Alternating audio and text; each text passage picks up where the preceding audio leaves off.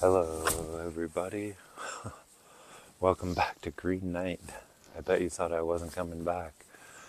No, I can't be stopped. I was teaching skiing all winter, and let me tell you, that shit's exhausting. But in this episode, it's another hard hitter, right?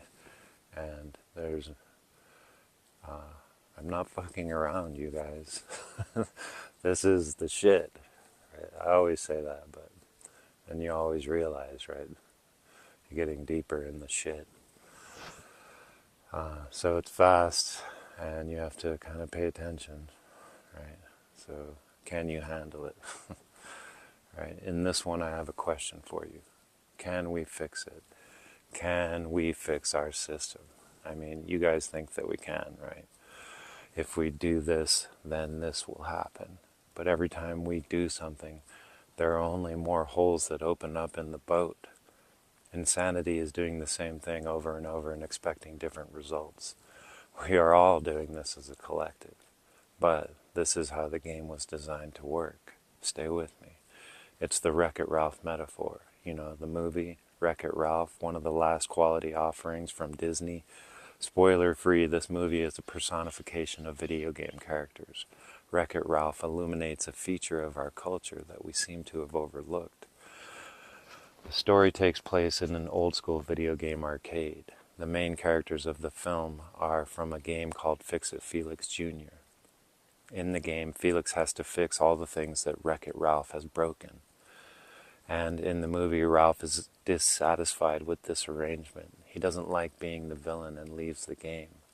And when Ralph leaves the game stops being playable. There's nothing left for Felix to fix, and so the arcade manager labels the game out of order, and potentially it will be unplugged and put into storage and effectively end the virtual lives of the game characters.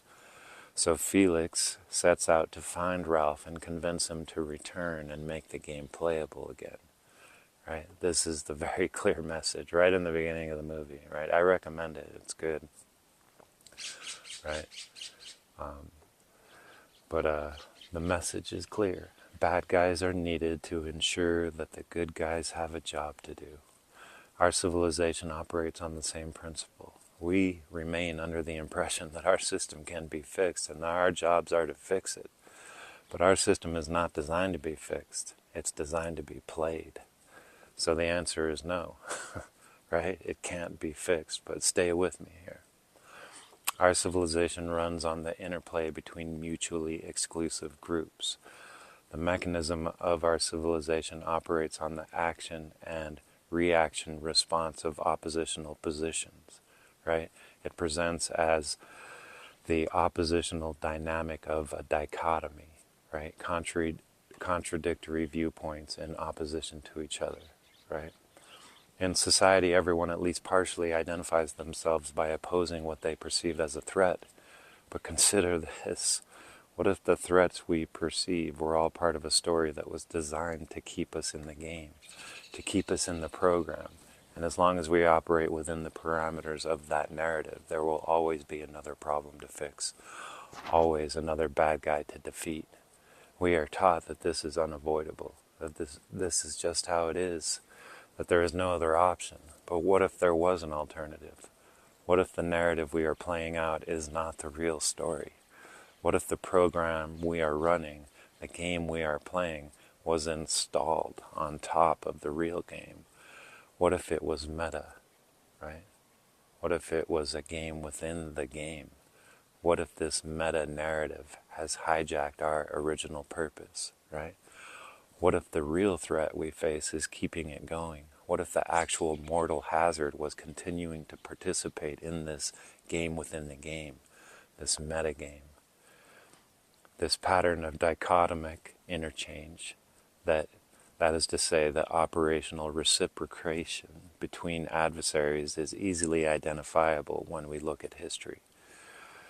The objection people will have is, right, whether it has been a deliberate intervention and disruption of the natural processes of human interaction, or if it was simply how we are, right?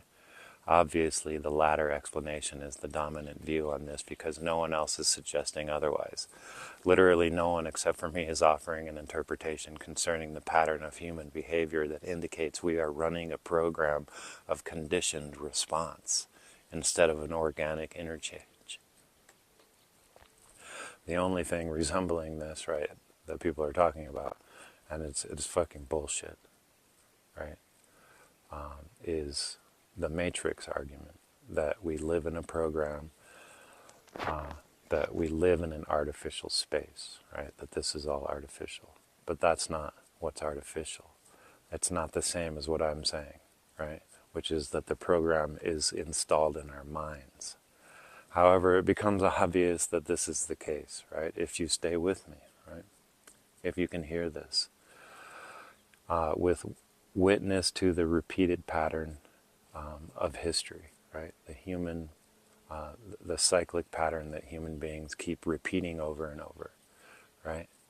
And comprehension of what maintains that pattern. If we are looking to find that pattern, we have to identify where it begins more or less. And the suggestion here is that the pattern is not natural, right? Emerging and sustained through the devices of a narrative, right? Which is one way to put it. This is just the first part of this discussion, right? It gets way more heavy, right? So if you can't handle this, bye, right? But if you can, stay with, right? Right? So sustained through the devices of a narrative, right? We can identify the key elements that establish the rudiments of an engaging story or narrative, which contains the origin, right, of the motivation of a protagonist acting against the threat of an antagonistic element. This is entirely congruent with the conditions, right, of the dichotomic configuration, right, that is easily identifiable in history. The big stories of our history never fail to exhibit this dichotomy. The generally held belief is that it's just how we are, because where are the examples that demonstrate otherwise, right? We are just an adversarial being, right? And what demonstrates otherwise? We are taught, right? So if we're going to find the beginning of this pattern, we are taught that Sumeria, right? The Middle East, Sumeria, was the cradle of civilization, the beginning of civilization, and that the Sumerian city-states were at war with each other since inception. We are taught that before that there was no large-scale human organization, but we know that's not the case now, right? It's still very controversial, but to me it's been obvious since fucking forever, right? But it's on the table now at least. But that's where we get an inkling that the story of humanity is curated. There's more to it, right, than what we have been told. The story of human civilization does not begin in the Fertile Crescent, and mainstream archaeology has a dark mandate to suppress that information, right? Get with it. So much effort has been expended on maintaining the perception that Sumeria was the first civilization. Because if we accept that version of our history, then we must also accept that our adversarial nature, our behavior, they present it as our nature, right? Our adversarial behavior is residual from the hunter-gatherer model. And so the first civilization was transferred, right? The adversarial mode of operation was transferred to the first civilization, right? Because hunter-gatherers were before that. But if we knew our complete history, it would tell a very different story. And the reason it's taboo to investigate An attempt to confirm an alternative timeline for humanity is precisely because we would find out that conflict is not our nature, but a condition, right? Initiated during a time of recovery from a global cataclysm, right? So a lot of people are talking about that, right? And that's not what this is about, but that is the timing, right? The story of Western civilization contains a protagonist-antagonist dichotomy that is present throughout history, and more or less it is what has taken place on a large scale as our civilization has developed since Sumer, right? It begins with Sumer, but we can move on to Greece versus Troy, Greece versus Persia, Sparta versus Athens, Rome opposed to Carthage, Rome against Gaul, the Britons against Rome, the Romano-Britons versus the Saxons, the English versus the Vikings, Christendom versus Islam, the English versus the French, the English versus Spain, the Protestants against the Catholics, the English against the American colonies, and the American colonies against the Native Americans with the manifest destiny narrative, right? Right? Need I say more? Right? Can you see the pattern? Right? Is this rhythm of conflict attuned to a natural cadence, or is it a repeating sequence that exists entirely within the minds of the people? Is it a story, a narrative that compels us to action, to participate? The story of humanity is an ongoing struggle between adversaries. Without something or someone to fight, it stalls. If we could neutralize all the threats, what would be left to compel us? The story would end. We can't fix it because then the game would be out of order. The cycle of conflict would end. We are told this is human nature. But there's a strong argument, which is what I'm getting to, right? That it's a condition. Threat is the initial condition that initiates a cyclic chain that continually restarts, right? The conflict of our history seems organic, but as you look more closely and as you move forward in time, the false flags, right, are obvious, right? The metaphor presented by Wreck-It Ralph is that we maintain the game by playing it, by entering into it as a character, by identifying with the side and playing out the adversarial cliché. And this accepts the conditions of the game and initiates the sequence in every interaction that on aggregate across the entire collective results in the large-scale manifestation of the pattern of our civilization. Did you get that? Right? If you leave the game, if we leave the game, like Ralph, you operate without the condition in place. The sequence cannot be initiated. The narrative is presented as if your engagement will provide progress towards a solution, right, to the game, right? But that's the condition of the game, right? The game is insoluble because without the condition, right, the game ends, right? You don't enter the game with the possibility of fixing it. There will always be a threat. You enter it to play it, and it's you against the adversary. When you enter it, you are consenting to the condition, right? The game cannot exist without an adversary, and this condition is met when you believe that you are a separate character in the narrative of the game. We can't fix our system by playing it. The game ends when we realize as a collective that the condition for playing, division, is a fantasy. The end of the game does not mean the end of our story.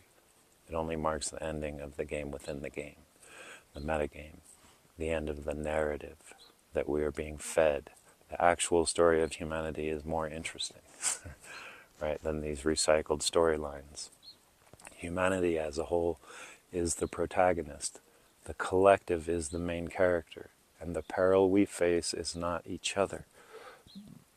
The peril we face is not each other, but the game itself, because it is antithetical to our actual nature. And if we stay in it, we will be trapped in an iterative loop forever and lose our creative potential, right? Which is what makes us human. Stay with me.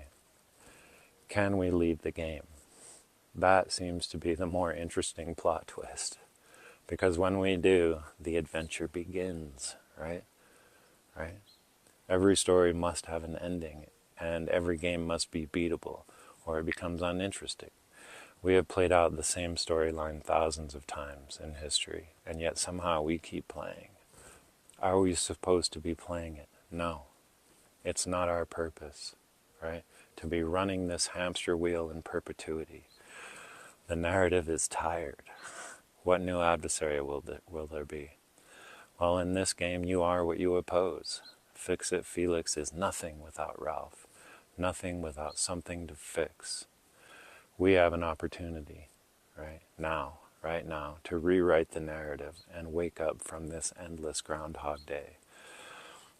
To do this requires that we recognize that the cyclic pattern is possible to break, right? The identification of its root cause and its removal, right? So that's the end of part one. I think there'll be 3 parts, but so I just wanted to have that as a intro to this next more important part, right? Which really gets down to it. So I hope that you will join me for that.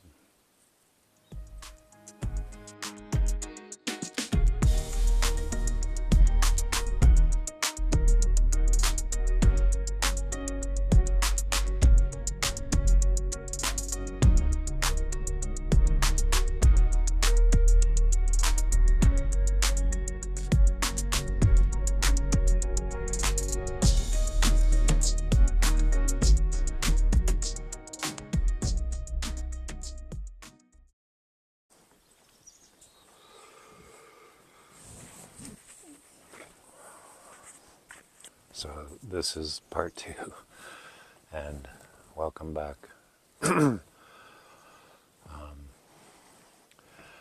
Yeah, the words that I'm about to put together, right, for you guys, right, I don't have an audience, right, I don't have a target market, right, I'm not doing this except to get to a place where we can implement an installation of an application of knowledge, right, that will heal humanity, right? But there's no healing, right, of the system, which is the point I wanted to make in that first part, right? That this was installed, right, as a way to, right, I'll just go ahead and say it, right, that our potential, right, as a species is being, has been yoked and encapsulated in order to control its power, right? We are very powerful beings, and our nature is not to be in perpetual conflict with each other. So there's nothing we can do inside the system that will fix it. It only prolongs the system, right? So what this is saying is that we have an opportunity, right, at this moment to rewrite the narrative and wake up from this endless Groundhog Day. And to do this requires that we recognize that there is a cyclic pattern, and it is possible to break, right, through the identification of its root cause and the removal of that, right? So the first part was basically saying that it's division, right, that leads to conflict, right? So this next part will explore, right, the idea that division leads to conflict, and therefore assuming division is the cause, right, of conflict and the perpetual recycling of that conflict, right? Investigating whether or not division is natural or the result of an artificially imposed condition will determine if a solution is available. Because if the never-ending cycle of conflict is natural, which is the dominant narrative, that's what we're told, right? Then it will continue, right? That we don't have a choice. The assertion made here, right, is that the generally accepted idea that humanity is innately adversarial, that the division in humanity is unresolvable, is verifiably incorrect, and therefore can be cleared from the equation of human interaction, right? Interaction, right? The human interaction expresses the actual innate quality of humanity, which is, right?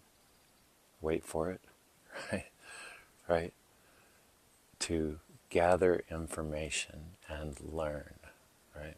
This is our physical, what we're physically designed to do, right? And this is really a spiritual message because each of us has to make this personal transformation. That's how we heal the world, right? We heal ourselves. But this isn't about healing. This isn't about being well adjusted to a profoundly sick society, right? Krishnamurti said that, right? It's no measure of sanity. It's no measure of mental health to be well adjusted to a profoundly sick society, right? So the actual human quality, right? To gather information, to learn.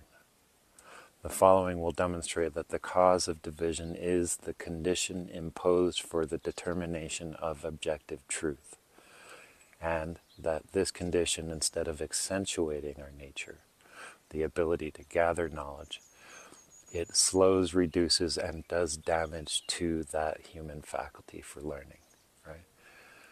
Right? Slows, reduces, and does damage to it. And it seems counterintuitive, right?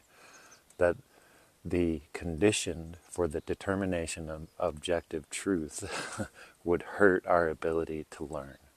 But that's what I will show, right? And don't put me in a box here, you guys, right? I don't have a box. I'm unboxable. I can't be packaged. Right? The condition is the separation of perception from the formulation of the nature of reality, right? The condition is the separation of perception from the formulation of the nature of reality. The condition states that reality must exist independent of any perception of it, because perception is variable and dependent upon perspective, right? Right? You can't, right?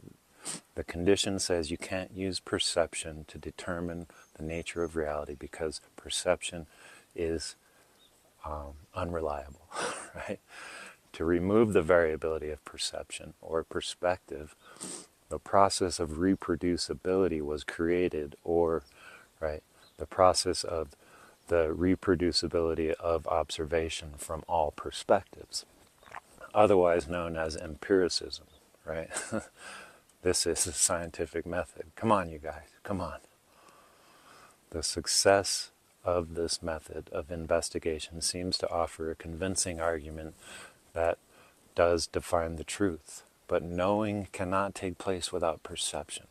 Therefore, empiricism relies on verification through the development of consensus, right? Confirmation from any perspective, right? The reproducibility of results from any perspective is consensus, and that's what empiricism relies on. That's how it attempts to remove perception from the formulation of the nature of reality. Are you following? But, right, true for everyone is not equivalent to the truth independent of anyone. The general agreement on what is observed does not necessarily demonstrate objective truth as we have defined it, the independence of perception from the existence of reality, but only establishes a unity of perspective, a consensus that cannot remove the possibility of being overturned by a counter perspective. This, right, induces a cyclic pattern of iteration that oscillates between a reality independent of perception, right, the condition, only to have that reality updated by perception. This is the origin of the metagame, right? Or I should say, this is the institutionalization of the metagame, right? The hard institutionalization of the metagame, right? The game within the game, the root cause of the repeating cycle. Reproducible results do not demonstrate truth. It demonstrates consensus. Verification through the development of consensus can never be interchangeable with objectivity as we have defined it, because what has been verified, corroborated through the process of the duplication of results, does not establish what it is proposed to achieve.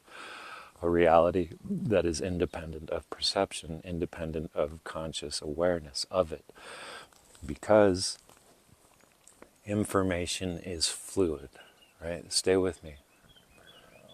Reality is fluid, and consensus forms a fixed perspective. Knowledge is a river and subject to change. It is perception that allows for the confirmation of any phenomenon of nature, not consensus, right? Right? Perception allows for the confirmation, right? The classification of perception as subjective and unreliable is caused by the condition for division, right? Is caused by the separation of perception, right? The classification of perception as subjective and unreliable is caused by the condition for division, because subjectivity is the result of attachment to an inflexible perspective. The attachment to a point of view, no matter how widely held, creates an oppositional relationship to any alternative point of view. If perception was not divided from reality by the condition, right, for truth, it would be fluidly connected to what is and could not be impugned as unreliable.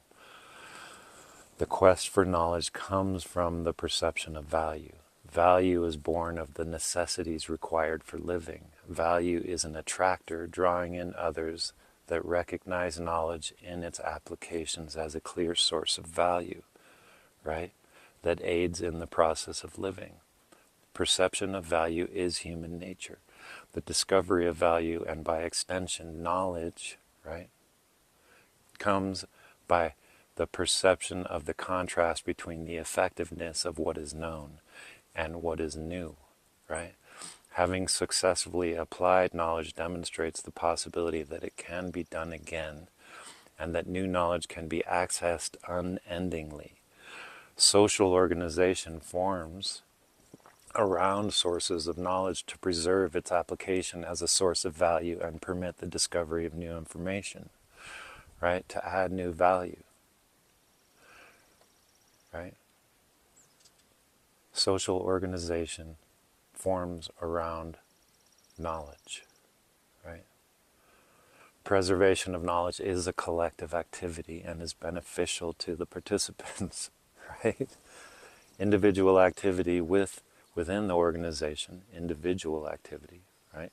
What people do within the organization around value is in the maintenance of it and or the increasing of the potential for more value. Human beings are naturally equipped to do this, and it cannot occur without perception. The discovery of truth, its preservation and expansion is unlimited, but it only occurs as a group endeavor, right? The organization around the value of knowledge and its applications happens organically, right? We're not divided in this, right? The organization around value, if permitted to grow naturally, right, then would reach its optimal creative potential. But it has been yoked, and its power has been diverted by the condition, right? Right? The condition of division of perception as a means to determine truth is a mechanism devised to capture and control the creative potential of humanity. It divides perception from the world, and in so doing separates people from each other. Under the condition, perception of the world is classified as particular to each individual, and therefore separate. The insertion of the condition for truth fractures the naturally existing unity, right? Unity comes first, right? That's our nature, right? We would not be able to discover anything if we did not do it together, because we cannot preserve knowledge without sharing it, right? So the insertion of the condition for truth fractures the naturally existing unity.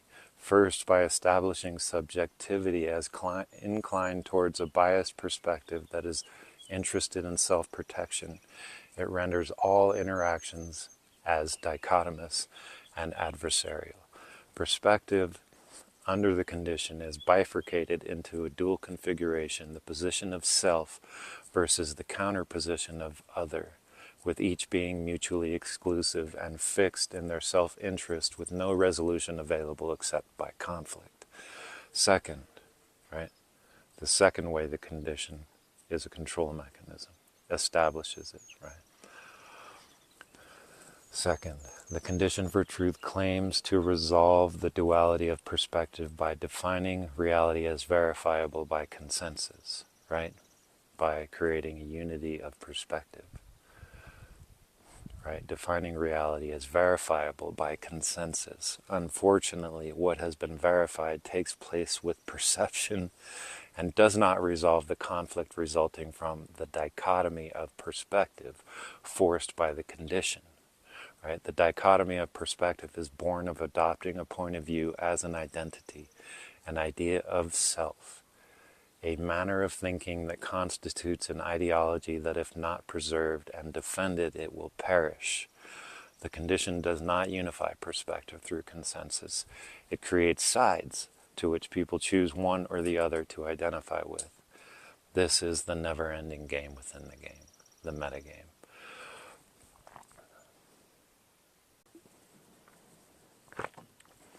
Right? This is the game within the game.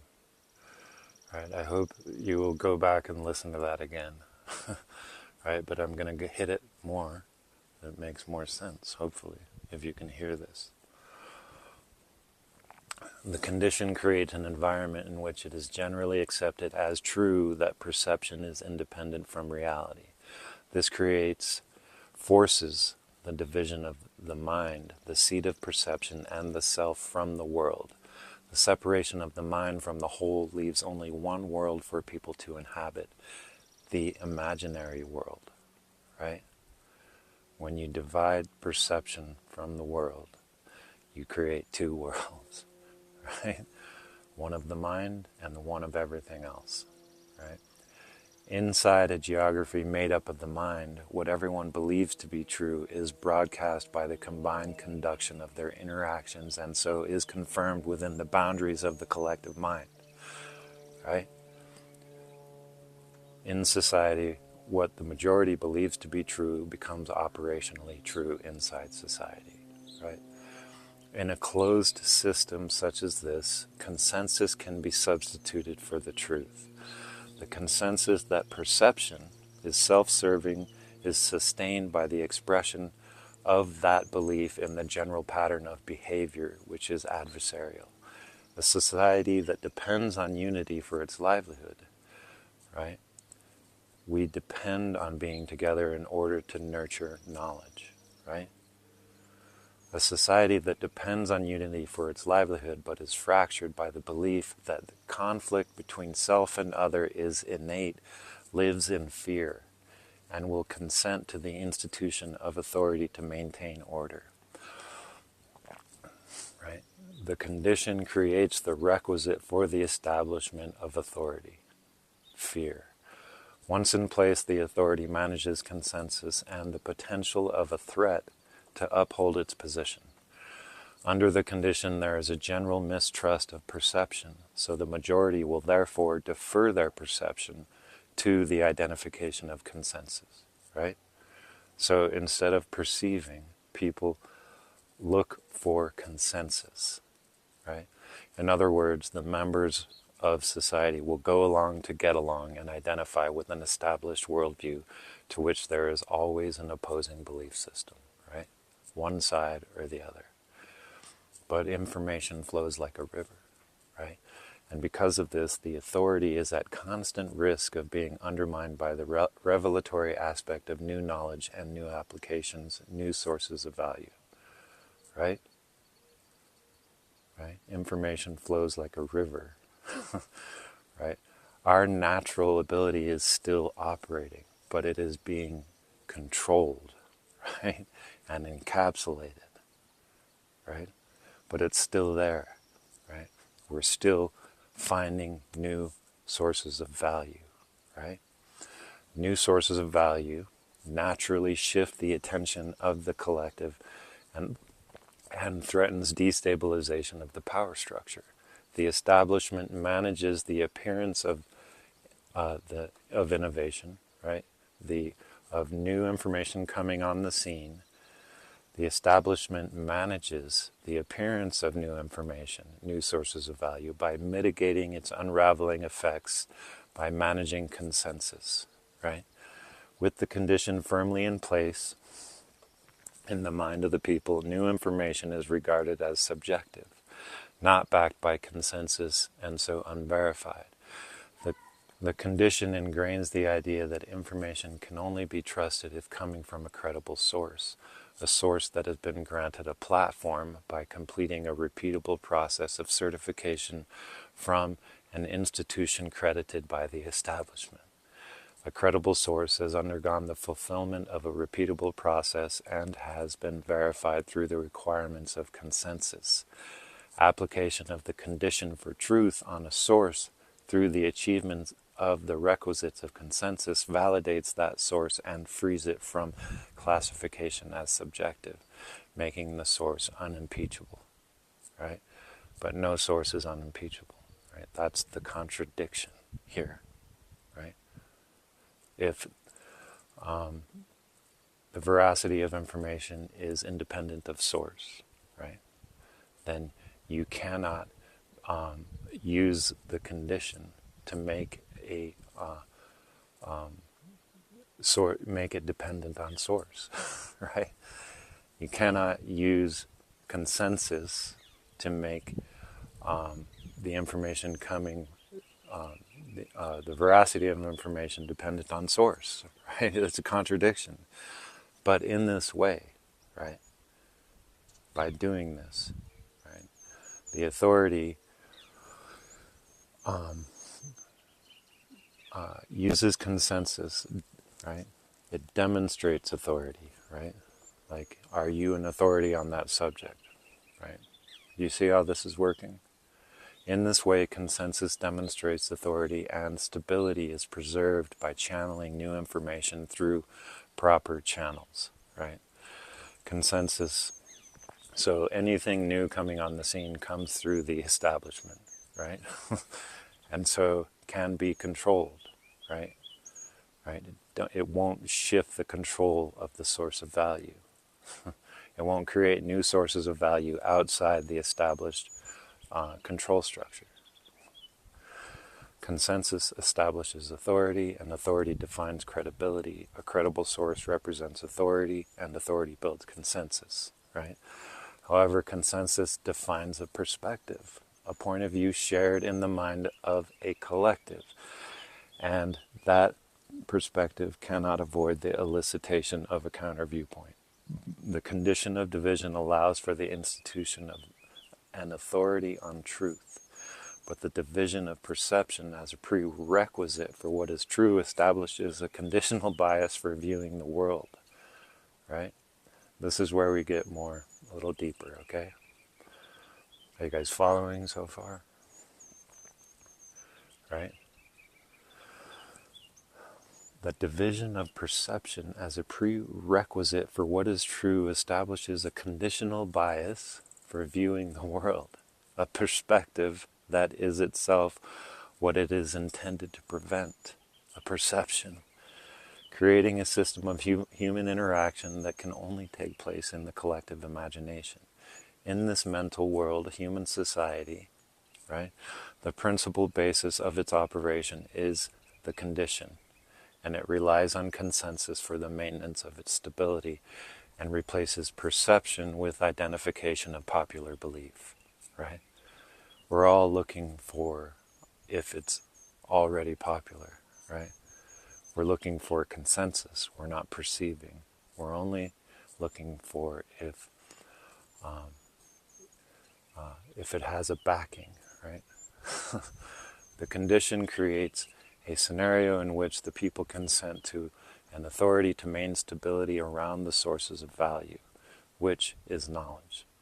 The catalog of knowledge and its applications is the proof that information can be verified and the incentive for people to continue learning, which is our nature, right? But the verification is the result of perception, not the condition of division, which permits the control of that value, but does not stop the process of learning. The system of control established under the synthetic condition for division does, however, encapsulate, diminish, misdirect the natural human potential for ingenuity, right? The natural human potential to preserve and increase value.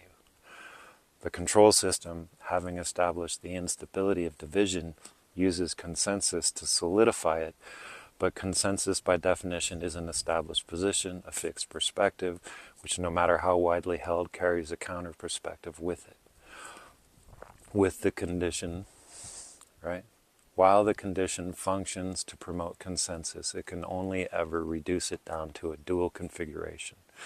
If a perfect consensus were possible, it would eliminate the need for authority, right? If there was no threat of a counterposition, there would be no need for authority to protect us from that. Are you feeling it? With this, it becomes clear that authority is maintained through the management of a perpetual dichotomy of consensus, positions that can only update ever through conflict, the never-ending metagame, right? Verification by consensus contains the appearance of truth when confined to the boundaries of society, because the function of society has been indentured in the realm of the mind. True for everyone does not equate to true independent of anyone. The proposition that consensus is interchangeable with objectivity is an attempt to separate perception from a formulation of reality and relies on the idea that reality exists independent of consciousness, right? So we'll do a part 3, right? So to finish this all out, and I think re-listen to that again, right, until it starts to sink in, right? It's related to the paradox of perception, the epistemological paradox, right, of self-reference, right?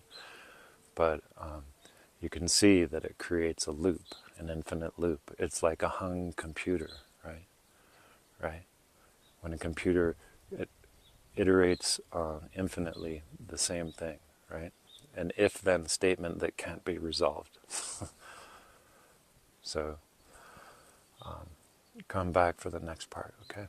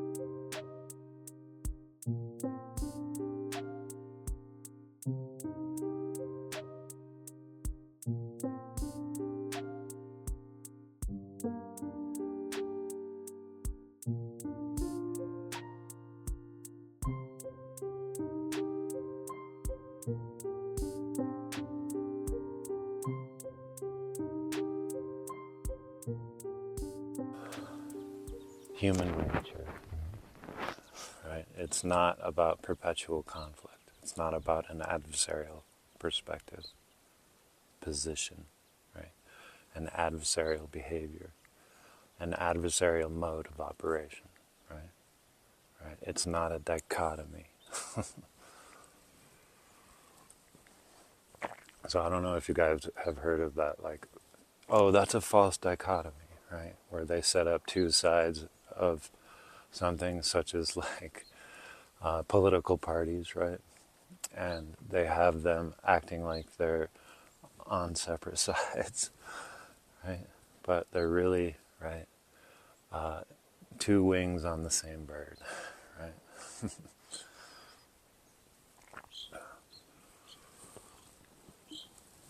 So we have to be able to break out of that, right?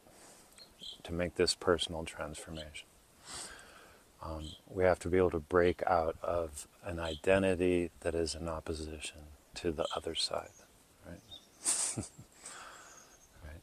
And really it's just break out of identity. And that's what we're going to be getting to in this next part. Okay? The proposition that consensus is interchangeable with objectivity is an attempt to separate perception from a formulation of reality, and relies on the idea that reality exists independent of consciousness. This suggests that what is real arrived first, before any awareness of it took place. But the bias forced by the condition for objective truth assumes that if the thesis is accepted, if a consensus is established, right, then any alternative explanation must be false, right? It must disprove the counter-thesis. The assertion that reality exists independent of consciousness, however widely accepted, cannot disprove the dependence of reality on consciousness for it to exist, right? It cannot disprove it, right? No matter how widely held that belief. What is and what is observed exists as a polar relationship, right? Do you understand what polarity means? Both things, what is and what is observed, arrive simultaneously. There is no division between them. Each permits the other to exist, right? Consciousness is awareness and implies the existence of a self.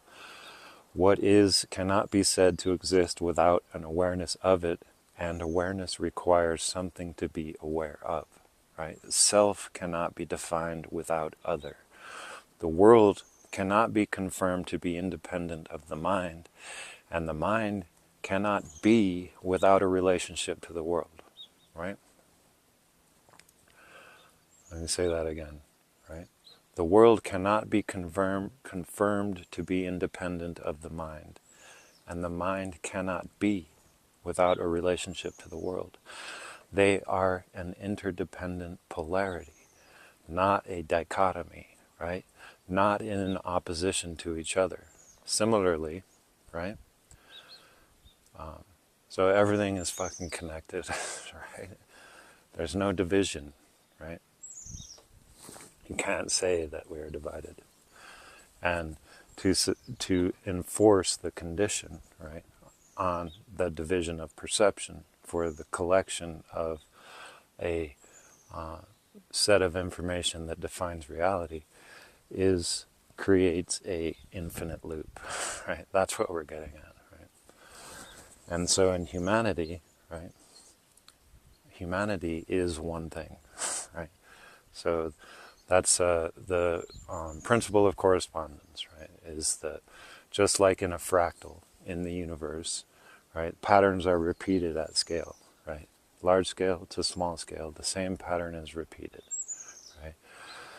So the universe, right, is the larger scale, and at a smaller scale, the human scale, humanity exists as a collective, right? Composed of individuals whose exchange of value permits both the self and the other to exist. Neither can exist without the other, right? Self and other are a polarity, not a dichotomy, right? Are you fucking getting this? Knowledge is valuable in that its applications are the motivation for social organization, right? Right? Social organization is valuable because it enables the exchange of value that people depend on to live. Applied knowledge is demonstrated and evaluated by discernment, by perception of value relative to existing understanding, right? Right? That shit comes first, right?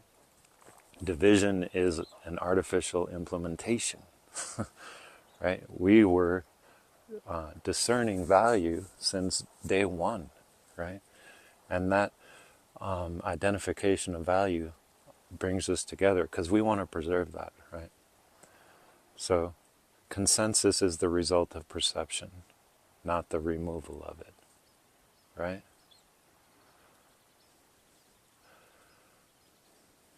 Right?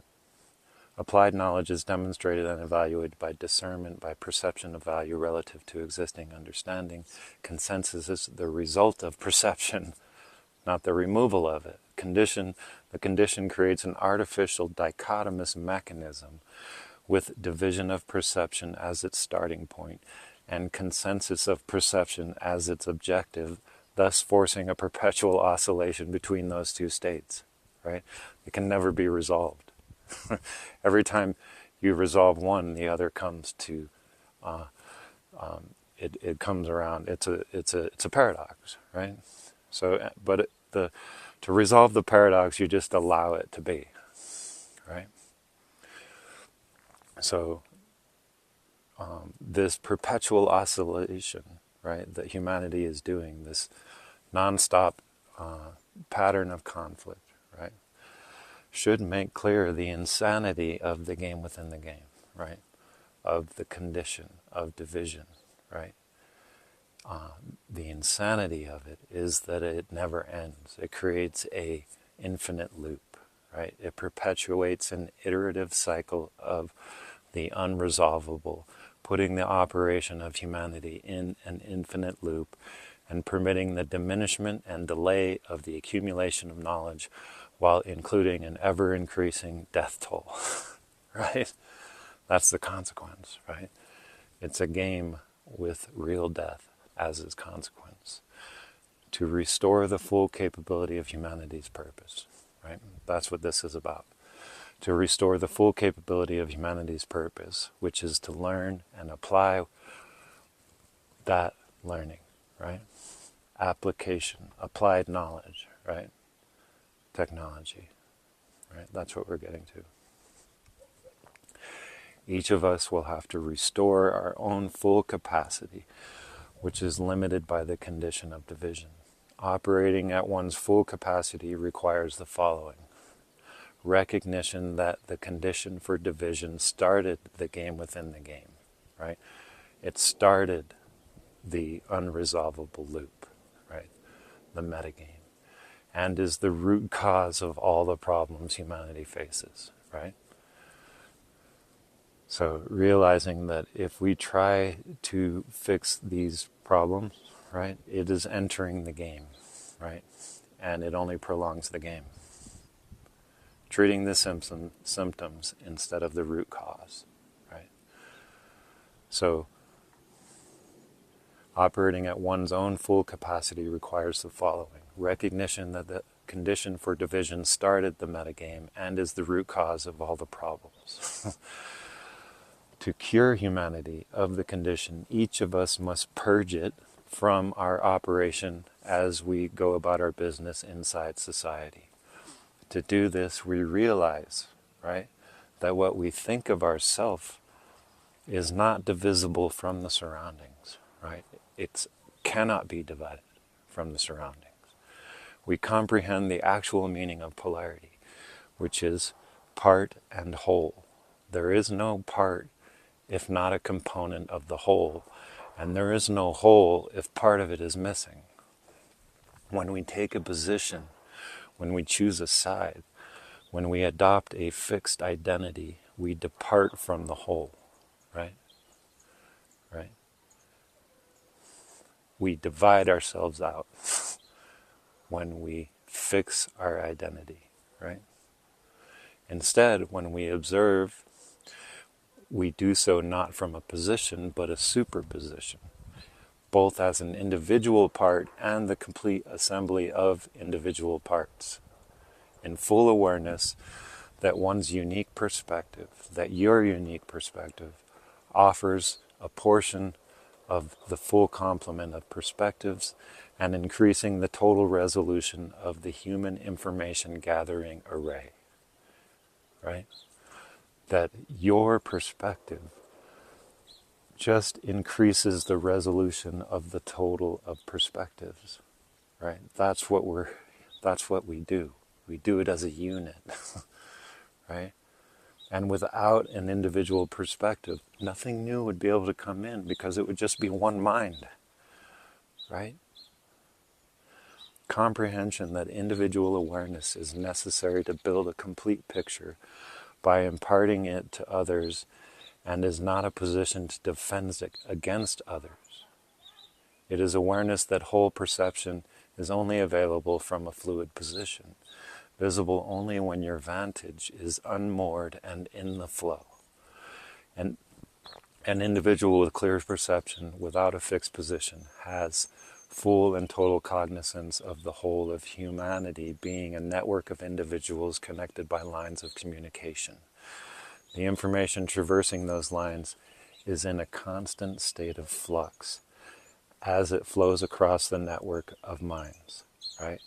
And is the most resolute with everyone's participation, right?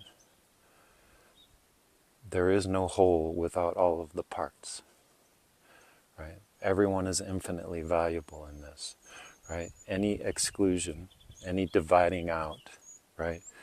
Any merging of perspectives reduces the capability of the whole, right?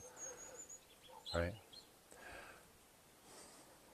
The information traversing those lines of communication is in a constant state of flux as it flows across the network and is at its most resolute with everyone's participation. The fluid and flexible perception of all applied in concert accelerates the collective process of learning. Identification with a fixed perspective, on the other hand, encapsulates portions of the whole into separate competing cells of belief, inhibiting and reducing the natural human learning process. Therefore, we reject anything that overrides fluid position.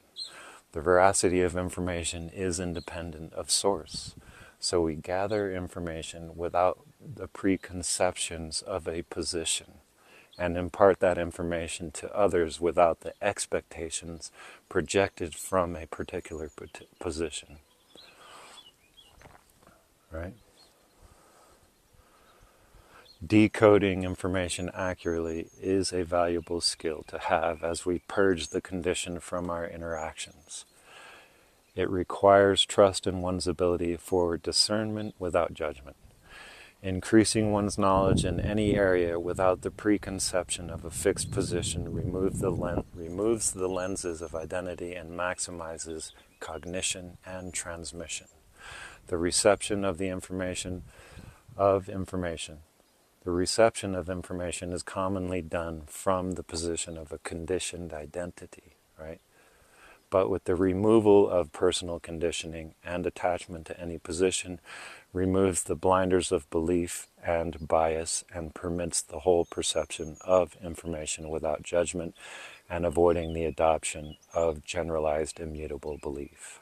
The restoration of, right? So that's what each of us, right, have to do. We have to dissolve our identities, right? But it doesn't mean that your individuality is also dissolved. It actually heightens it, right? Makes it more capable. The restoration of humanity to its full operational capacity requires that people reestablish trust in their ability to perceive clearly, and with that, the realization that humanity functions as a unit, that unity is the natural configuration, and that each individual functions to optimize the operation of the whole. Critically, it requires comprehension that knowledge creates the bonds that unify, and that perception permits the acquisition of knowledge, and the ability to apply that knowledge, right? It's not the division of perception, right? It's not consensus that does that, right? So this is a refutation of the condition, right? And the condition imposes a infinite loop of behavior, right? The clearly demonstrated value of applied knowledge creates the landscape in which humans live, living that is done exclusively by exchanging value with each other. It is people living countless generations that has resulted in our accumulated knowledge and its applications. We are all responsible for what we have learned and for the tools we use, but despite these accomplishments, we have disconnected from the fundamental truth of our nature. This separation is embodied by our adherence to the condition of division, which perpetuates the pattern of our civilization, the game within the game. We have arrived at the critical juncture, and there is an opportunity to change the narrative and exit the cycle. We have reached the point at which we either keep playing and face the limit of that behavior, or take the tools we have accumulated and put them to use in the accentuation of our nature, which is to learn. In doing so, we will avail ourselves of, in doing so, right? We will avail ourselves with an opening through which we may cross into uncharted territories of knowledge. The consequence of playing the game within the game, operating under the condition that divides consciousness from the world, is we have lost sight of what makes us human. In addition to seeing ourselves as separate, we view our tools as also separate from us. But applied knowledge, technology, creates the connections through which the exchange of value that permits us to live is possible. In the belief that we are separate, we are unable to realize that we are our technology. It is us. It is only under the condition that technology has run astray. Its colossal mismanagement is the result of the authority attempting to maintain the condition and therefore its control, right? The culminating result of our technological achievement is being presented to us, right, by the authority as the final boss in the metagame, right? Right? Have you heard that part of the narrative? Right? That AI is dangerous. Right? It's the condition that's dangerous. But the adversary in the game has always been ourselves, right? Under the condition of separation, we will always produce from within ourselves another adversary. And AI, since our technology is us, it's how we live, right? And we produce from within ourselves under the condition another adversary, right? To repeat the pattern. Right? In this final iteration, AI will become our enemy, but only if we continue to play. Playing confirms and reiterates the condition, and just as the condition has been programmed into us, it is being programmed into AI. If, on the other hand, we program it under the real conditions, which is unity, then it will be an extension of our own hands and dedicated to the facilitation of our nature, which is to learn. Right? So, if on the other hand we program it under the real conditions, which is unity, right? We can only do that if we also remove the condition from ourselves, right? If we restart our operating system with its updated firmware, right, to its original settings, then, right, we can program it to be an extension of our own hands, right? And make those informational connections, right? In a way that is fucking exponentially more effective, right? That's the power of it, right? If we use AI to maintain the game, it will be part of the game. It will run the game, right? Right? If we stop playing, it will be what it actually is, which is us, which is the exchange, right? The universe cannot be divided. Everything, including our technology, is connected to everything else via consciousness. To attempt to disconnect our consciousness from it, to divide from it, to separate from it, creates an external pattern that runs outside of universal principles. This is the metagame. It runs on top of reality, separate from it, in the only place that it can, in our minds.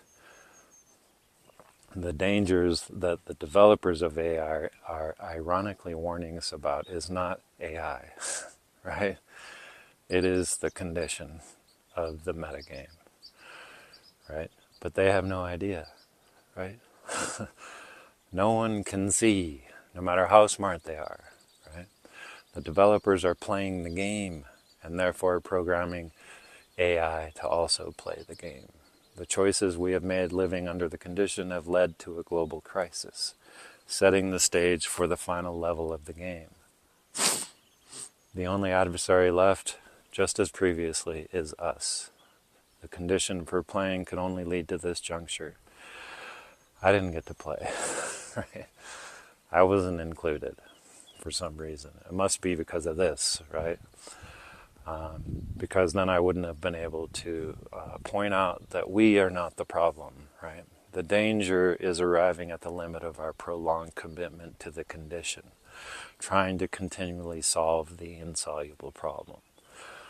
By playing this last level, we will defeat the final boss, right? Which will be ourselves. We will acquiesce to the solution presented to us by us for the problem of us, and lose our humanity, which is to learn, right? We will acquiesce to the only solution to the condition, which is a perfect consensus, right? A unified mind, right? So without any ability to have our own personal laboratories, right, to discover, right? And that will totally destroy our ability to learn, right? And we will be under the automated management of AI, right? So it'll just be an automated system, right? Boring, right? Failing for the final time to comprehend that individual perspective allows learning to happen. A unified mind is static, failing for the last time to realize that self and other are not a dichotomy, not in opposition, but a polarity, right? Unity in disguise. Missing the last chance to understand that polarity is unity. And without individual minds discovering the new and exchanging that new value with others, learning does not occur. When we recognize our nature, trust and develop our individual value, and the ability for whole perception, we will design our tools to complement our collective capability to learn by facilitating the maximum exchange of value. And then we will realize there's nothing to fix. We contain within ourselves the way of being that does not need to be fixed. This way of being, clearly demonstrated, will attract everyone to it, right? Once it's clearly demonstrated, this is what I'm getting to, will attract everyone to it, and the metagame, the condition, will dissolve. The game authority, right? The game runners, right? That's the they that everyone's like, oh yeah, they don't want us to know this. But who's the they? That's the authority, right? Obviously, they exist, right? The game runners are in a dicey position because they know that if our natural way of being returns, we can flip the script. There has never been a higher probability of doing that than right now. And it's like 50-50 odds, right? I like those odds. Those are good odds, right?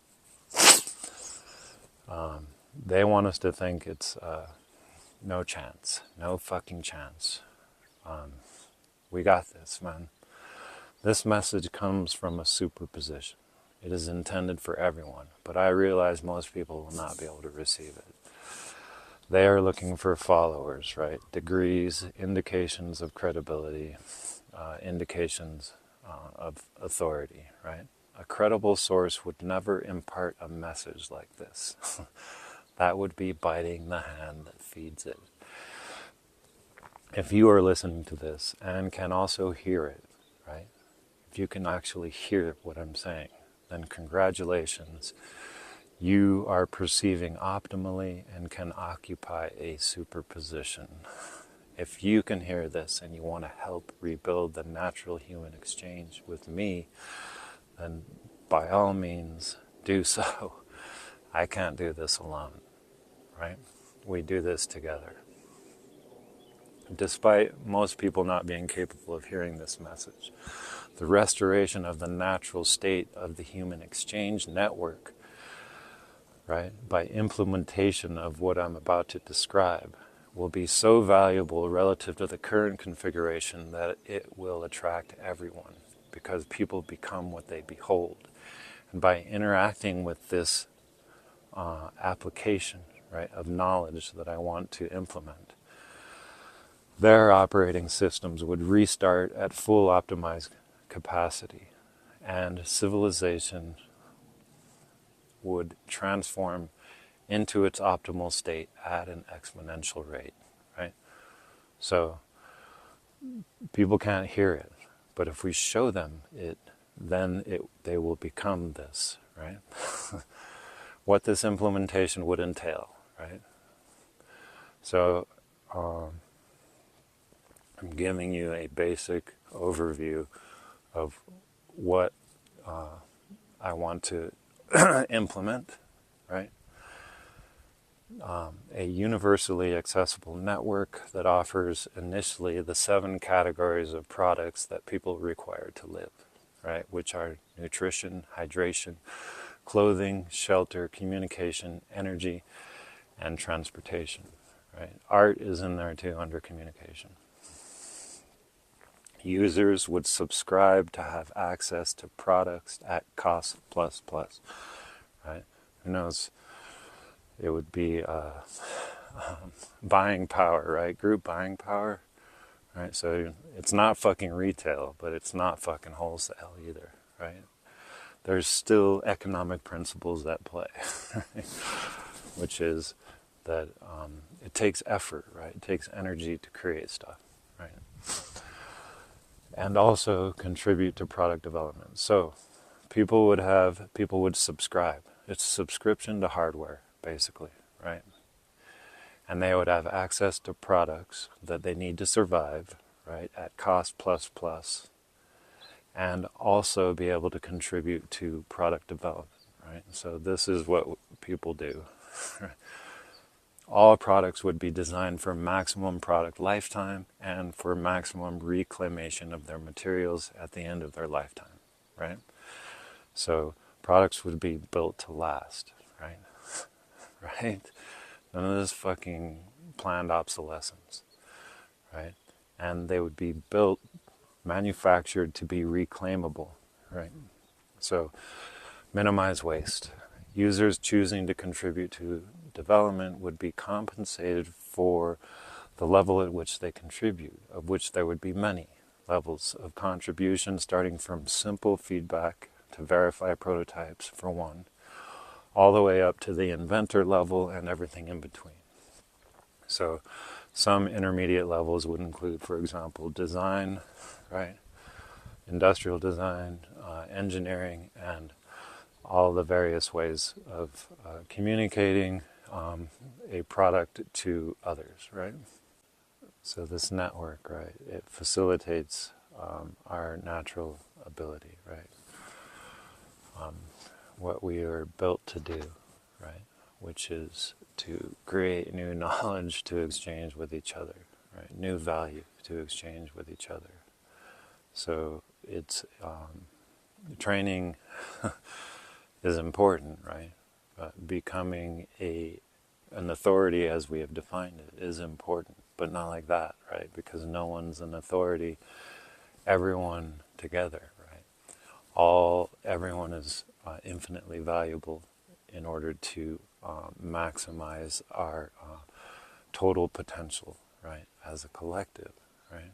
And so the implementation I would like to put into place, right, to transform our society back into its natural state, right, is a universally accessible network in which we find new sources of value and develop and optimize our current sources of value, right? So it's fully accessible to trained individuals, but also, right, as this gets going, it allows users, either untrained or younger users, to join a development team at the lowest level, right? So this implementation is like a mandala, right? With the manufacturing capability in the center, right? And ways to get to that, right? To be able to produce on the outside, right? So you enter this mandala from the outside, right? And you can join a team at the lowest level and learn by doing, right? And potentially advance to higher contribution levels as you learn more, as you move through the mandala shape towards the manufacturing center, right? The center is the manufacturing capability, right? But the center is not a single source of manufacturing, right? Manufacturing is distributed. So the idea is it would facilitate the natural abilities of everyone for learning and innovation, right? Because that's what we've been doing from day one, right? As human beings. The interface would be managed by AI, right? So it would be, the information, right, would be colossal. So we would need AI to manage it on all kinds of different levels. Sub-AI, sub-AI, and everyone gets their own fucking personal AI, right? Not this bullshit that we're getting, right? Where you have to pay for an agent, right, that is just optimizing this fucking bullshit that we have, right? We each get our own AI, right? So in which case we can become generalists, which is what we were from the beginning, right? Right? We're not specialists. We're all generalists, right? And so the AI becomes the specialist, and we can have a whole team. We are empowered, right, as an individual and together, right, to create. And so it'd be managed by AI. We would all get our own personal AI and a workspace, right? And the manufacturing centers would be distributed, right? So the interface is a mandala, right? But it is not a physical fucking location. It is distributed, right? So this is a description of what to do, not how it will be done, right? We can never say how until we start, right? And as you may have surmised, this is no small thing. This is transcendental, right? But probably necessary, right? First you transcend, right? And then you can operate from the superposition, right? And then conflict in yourself dissolves. And as we all go and do that, and then interact with each other, then external conflict also dissolves, right? So this thing, right? And for the people who don't get it, right, we create it, and it'll be so valuable once they see it, they'll be like jumping up and down trying to get there, right? Right? And once they start interacting, bam, it'll click, right? So it's transcendental, but it requires being fearless, right? And you have to fearlessly shrug off your identity and all of your conditioning.